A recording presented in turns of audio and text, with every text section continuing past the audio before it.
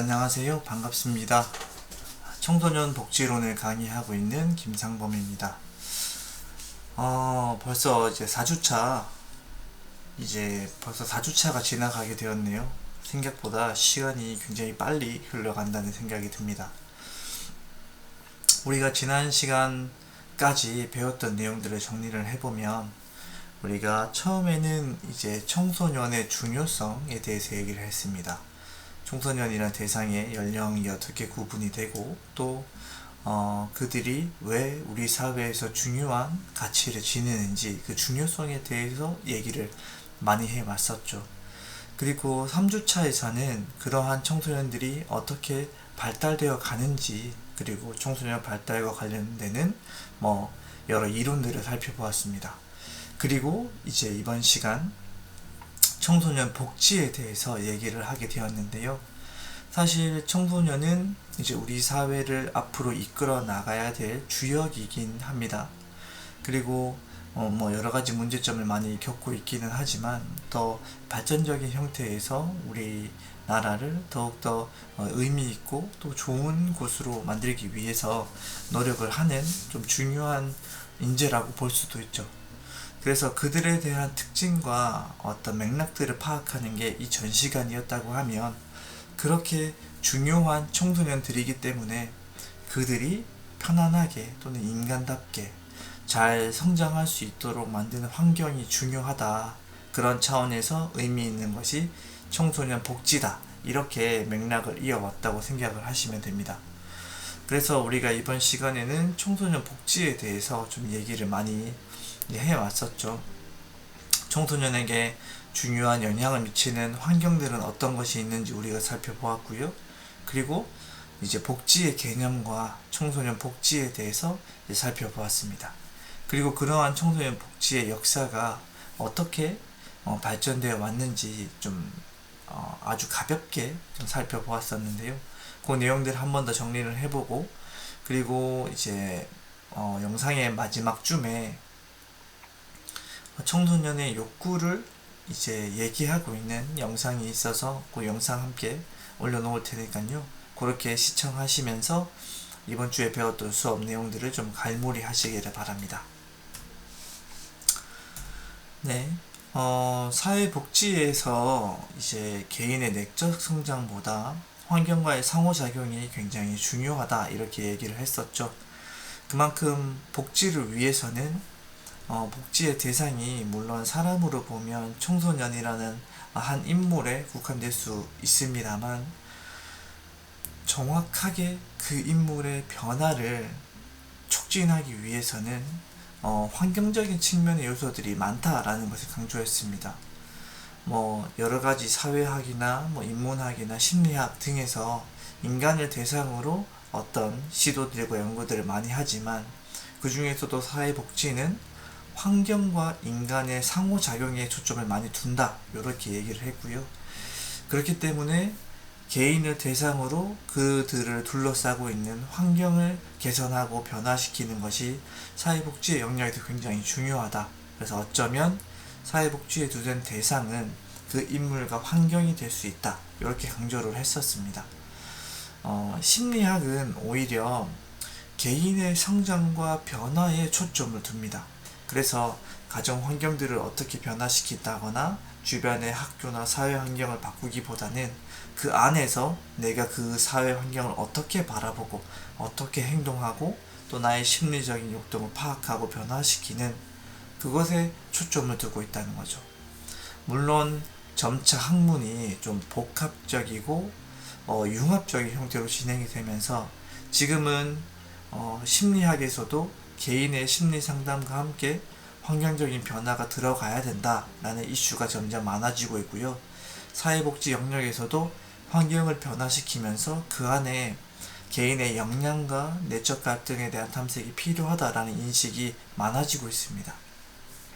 그래서 우리는 클라이언트를 변화시키는 것이 아니라 클라이언트의 변화와 환경과의 변화, 그 안에서의 클라이언트의 적응, 이것이 중요한 요소이다, 이렇게 생각을 하면 되겠습니다. 이런 차원에서 우리가 청소년의 사회와 환경을 볼 때 그것이 우리의 주된 어떤 개입 대상이다, 이렇게 이해하는 것이 좋겠죠. 첫 번째는 가정 환경입니다. 가정 환경은 이제 인간이 성장을 함에 있어서 가장 중요한 영향을 미친다고 볼 수 있어요. 왜냐하면 최초에 경험하는 것이기도 하고, 그리고 앞으로 평생을 이어가야 되는 좀 아주 밀접한 환경이기 때문에 그렇습니다. 당연히 이제 성장기를 맞이하고 있고 사회적인 역할과 사회화 과정에 있는 청소년에게는 가정, 부모의 역할이 굉장히 중요하겠죠. 어떤 것들이 청소년들의 영향을 미치는지는 아주 많이 확인할 수 있습니다. 이렇게 사회적 인격 기반을 형성해 주기도 하고, 인간관계 기술을 배우기도 하고, 예의, 습관, 태도 등을 배우기도 합니다. 그런데 이런 얘기는 우리가 수업 시간에도 얘기를 했지만, 여기서 조금 더 강조하고 싶은 것은, 그러면 사회복지사가 이 가정이라는 환경을 놓고 대상으로 봤을 때 어떤 부분을 좀 집중을 해야 되냐라고 본다면, 일단 부모의 양육 태도나 부모의 지식, 또 부모의 건강 등이 사회복지 영역의 중요한 부분을 차지할 수 있습니다. 그리고 주거 환경이나 가족 분위기도 굉장히 의미 있는 개입 대상의 하나라고 볼 수 있습니다. 그래서 우리가 청소년을 대상으로 어떤 사회복지 서비스나 사례관리를 진행을 할 때 가정 환경이 또는 부모의 양육 태도가 또 부모와 자녀의 관계나 부부 관계가 어떤지 우리가 파악할 필요가 있다는 거죠. 그리고 그건 역시 사회복지사가 개입해야 될 한 부분이라고 인식하는 것이 중요합니다. 지역사회 환경은요, 지역사회에 있는 자원과, 그리고 자원이라고 하면 인적 자원도 가능하고요, 물적 자원도 다 포함이 되는 거죠. 이러한 지역사회 환경에 대한 변화를 촉진하는 것이 사회복지사의 역할이 될 수 있다. 우리 지역사회가 청소년들의 성장과 인권을 옹호하는데 어떤 가치를 가지고 있는지 이해하는 건 너무 중요하고요. 지역사회 내에서 청소년들을 품을 수 있는 복지관이나 수련시설 또는 문화시설은 어떤 것들이 있는지 확인하고, 그런 시설들을 확충해 나가는 것도 청소년 복지를 전담하고 있는 담당자의 어떤 역할이라고 볼 수 있습니다. 물론 그러한 형태의 변화와 개입은 개인의 노력으로만 가능한 것은 아니죠. 사회복지사가 아무리 많은 역량을 가지고 있어도 청소년의 여가 환경이나 여가 분위기 또는 여가 시설들을 우리 지역사회 내에 마련을 할 수는 없습니다. 다만 그러한 형태의 중요성을 계속적으로 부각을 하고 더 좋은 형태로 발전시키기 위한 개입들이 필요하다라는 거죠. 학교 환경은 일단은 학교 분위기 너무 중요합니다.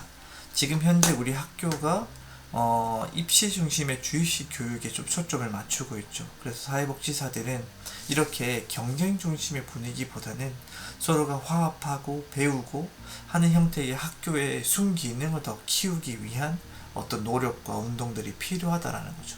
필요하면 학교에 찾아가서 교사 선생님을 만나고 클라이언트가 적응을 하는데 필요한 요소들을 얘기를 하고 설명을 하고, 이것이 학교 차원에서 이루어지지 않으면 교육청에 얘기를 하거나 다른 사회복지사 연합들과 함께 더 좋은 학교 분위기를 만들기 위한 노력을 계속적으로 해 나가야 된다, 이렇게 말씀을 드리겠습니다. 다음은 또래 관계입니다. 개인 클라이언트가 또래와의 관계가 어떤 영향을 미치는지 확인할 수 있기 때문에 사회복지사도 클라이언트의 개별 또래 관계에 대한 관심을 가질 필요가 있죠. 그래서 어떻게 그들과 함께 상호작용을 할 것인지, 어떻게 또래들과 더 건강한 관계를 만들 것인지도 개입의 요소가 될 수가 있습니다. 대중매체는 아주 거시적인 관점에서 사회복지사들이 지속적으로 노력해야 되는 부분이라고 볼 수 있습니다. 특히나 현재의 대중매체가 점차 상업화되고 폭력화되고 선정적인 형태로 변화되면서 청소년들의 가치관에 큰 영향을 미치고 있죠. 그래서 이러한 형태의 컨텐츠들, 또 방송 매체들이 주는 메시지들, 이런 것들을 확인을 하고 개선을 하기 위한 어떤 건의나 제안들이 필요할 수가 있다라는 겁니다.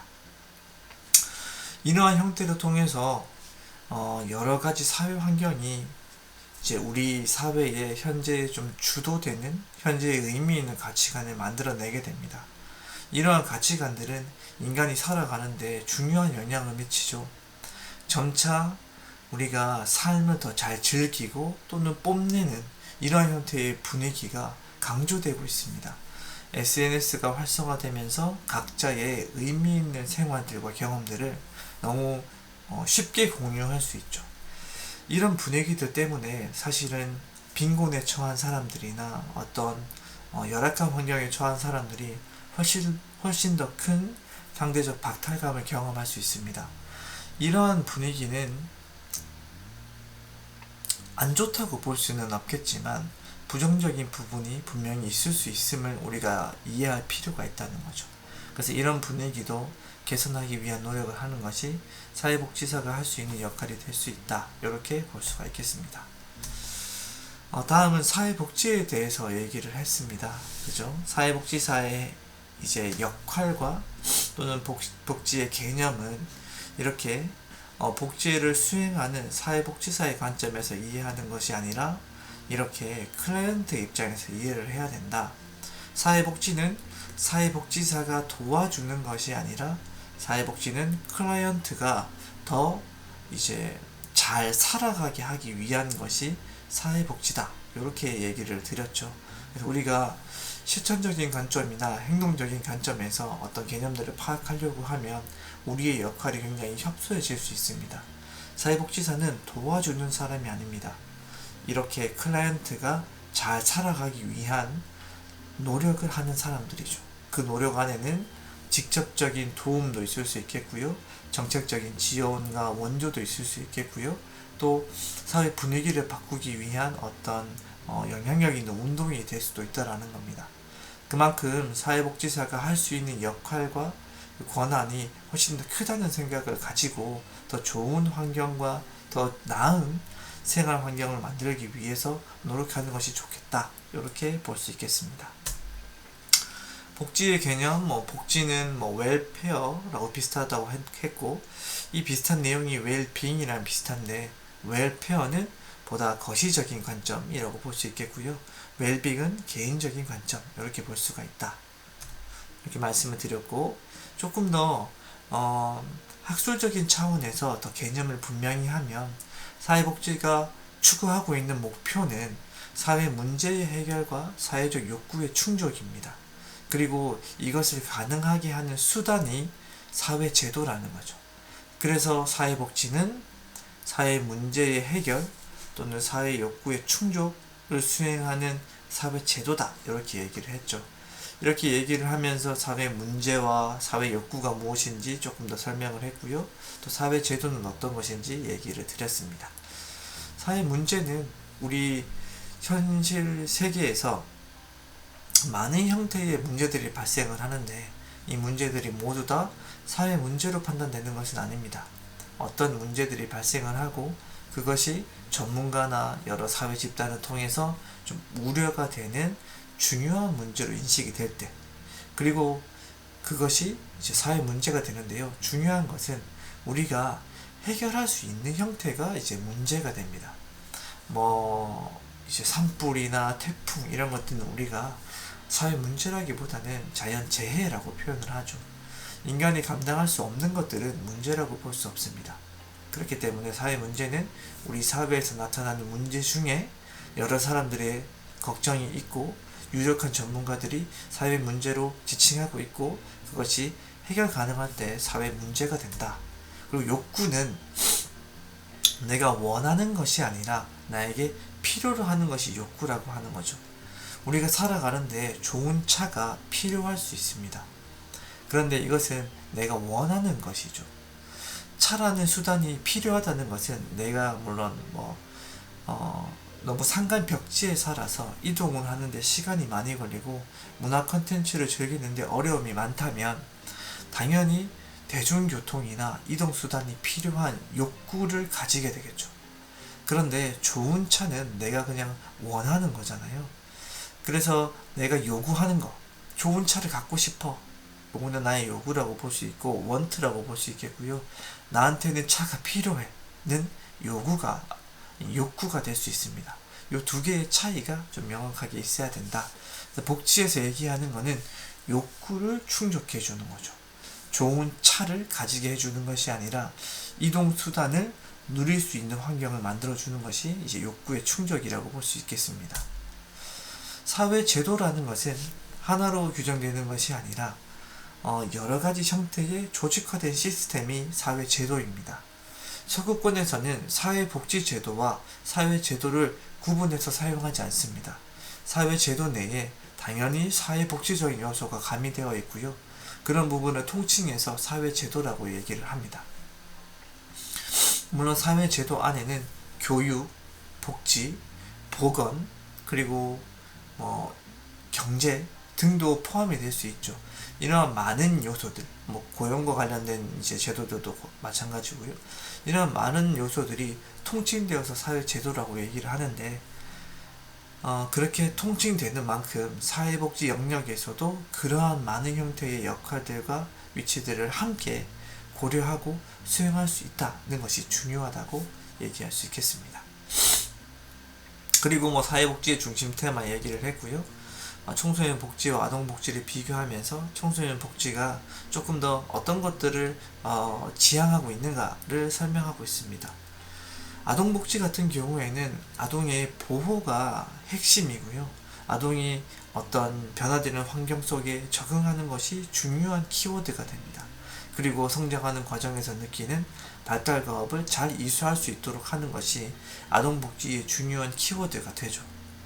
청소년은 그러한 형태의 아동복지의 키워드에서 몇 가지의 더 중요한 가치들이 생겨나게 됩니다. 청소년은 충분히 의사결정을 하고 할 수 있는 존재이기 때문에 보호와 함께 사회 참여에 대한 어떤 중요한 가치관이 부여가 되게 되고요. 사회에 적응하면서 또 혼자 우뚝 설 수 있는 자립에 대한 어떤 가치도 중요하게 여겨지게 됩니다. 그리고 발달 과업을 이수함과 동시에 내가 가지고 있는 중요한 어떤 역량들을 더욱더 개발하는 관점도 적용이 되게 되죠. 이러한 부분을 고려해서 청소년 복지를 수행해야 된다라고 볼 수 있겠습니다. 청소년 복지의 특징은 이제 모든 청소년이 대상이 될 수 있다. 그리고 청소년 복지는 청소년의 복지에 한해서 청소년과 관련되어 있는 그 환경에 한해서 고려해야 된다. 특정 집단뿐만 아니라 청소년의 주변 환경까지 모두 고려한 형태여야 되고 국가, 지방자치단체, 민간이 다양하게 협력하는 방식으로 접근을 해야 된다. 이렇게 볼 수가 있겠습니다. 그리고 청소년 복지의 발전 과정에 대해서 얘기를 했는데요. 초기에는 이제 아동의 복지, 아동 복지에 좀 초점을 맞춰져서 아동의 보호와 교정에 초점을 맞췄고요. 시간이 지나면서 이것이 법제화되게 되고 이러한 두 가지 보호와 교정의 양쪽적인 측면의 제도들이 만들어지게 되고 시간이 지나면서 거기에서 청소년의 권리가 더 더해져서 정책이 좀 추진되게 되었다. 이렇게 정리를 할 수가 있겠습니다. 청소년 복지 제도나 정책에 관한 부분은요. 이후에 육성제도론이나 청소년 법제 이런 내용들을 공부하게 되면서 이제 더 다루게 될 거니까 거기에서 더 깊이 있게 다루면 될 것 같고요. 오늘은 이렇게 제가 이번 시간에 배웠던 내용들을 조금 정리를 했고 여기 이 내용을 통해서 보고 또 이제 상담복지센터 센터장의 청소년 욕구에 대한 어떤 인터뷰를 보면서 요즘 시대의 청소년들이 가지고 있는 욕구를 다시금 확인해보고 우리가 개입을 한다고 하면 어떤 측면에서 개입하면 될지 고민해보는 시간을 가져보시면 좋겠습니다. 오늘은 여기까지 수업 정리 마치도록 하겠습니다. 수고하셨습니다.